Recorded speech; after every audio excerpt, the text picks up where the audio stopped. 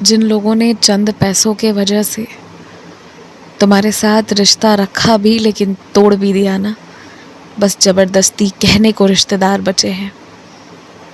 अब उन लोगों की माया छोड़ दो। साफ कहता हूँ मैं आज तुमसे, वैसे से हर लोग की माया छोड़ दो तुम। अब बस उन लोगों पर ध्यान दो जिन्होंने बहुत सारे त्याग और बलिदान किए ताकि तुम अपने जीवन में सफल हो सको।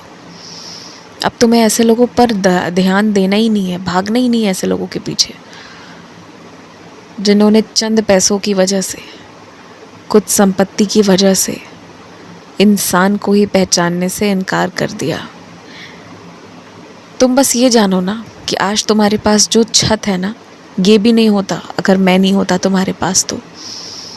क्योंकि तुम्हारे पास एक तिनका भी है ना, तो इर्द गिर्द के लोग इतने लालची हैं कि उनकी तमन्ना होती है कि वो एक तिनका भी तुम्हें जो है वो तुमसे ले ले।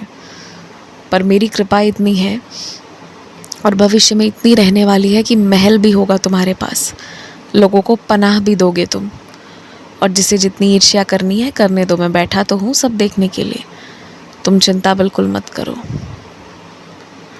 तुम्हारे साथ दिक्कत ये है ना, जो कि अब मैं ये कह रहा हूँ कि ये दिक्कत है क्योंकि तुम लोगों की अच्छाई तो बहुत याद रखते हो, लेकिन उसे इतनी ज़्यादा याद रखने लग जाते हो ना कि ये भूल जाते हो कि किस तरह उन्होंने तुम्हें तकलीफ़ दी, तुम्हें कितना दर्द दिया। अच्छाई याद रखना बहुत अच्छी बात थी, लेकिन अब वो दिक्कत में परिवर्तित हो चुकी है क्योंकि तुम लोगों की अच्छाई ही सिर्फ याद रखना चाहते हो, पर उनके और क्या कृत्य रहे हैं, उसकी वजह से तुम्हें कितनी दिक्कत उठानी पड़ी है ये तुम याद नहीं रखना चाहते। और हर समय अपने आप को दोषी मानते हो कि रिश्ता तुमने ख़राब किया, दिक्कत तुम्हारे वजह से हो रही है, बातें तुमने कम कर दी, ये सारे गड़बड़ तुम अपने ऊपर कर बैठते हो। तो अब तुम्हें ये भी स्वीकारना होगा कि सामने वाले ने कितना परेशान किया और जितना अच्छा किया, क्या उतने के बराबर ही उन्होंने बुरा किया? तो भी चलो माफ़ करने की गुंजाइश थी क्योंकि बराबरी में हुई, लेकिन जितना अच्छा किया उससे कहीं ज़्यादा बुरा कर दिया है।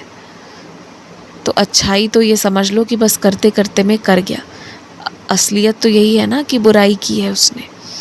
ये याद रखना अब ज़रूरी है क्योंकि कुछ जगह पर ना रिश्ते बचाने ज़रूरी नहीं है और रिश्ते ख़त्म भी करने की आवश्यकता नहीं है, उसे बस वैसे ही छोड़ देना ज़रूरी है कुछ समय के लिए।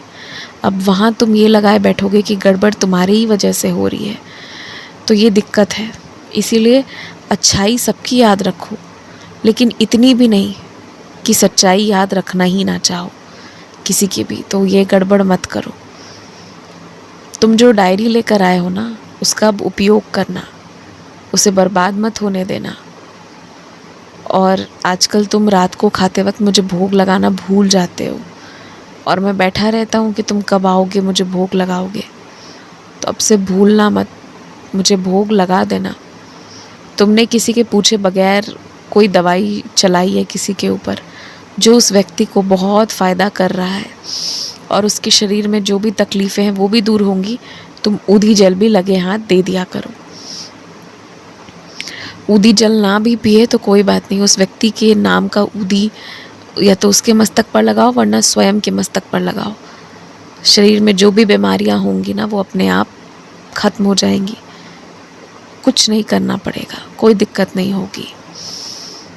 खूब खुश रहो, आयुष्मान भवा, चैन से सो जाओ।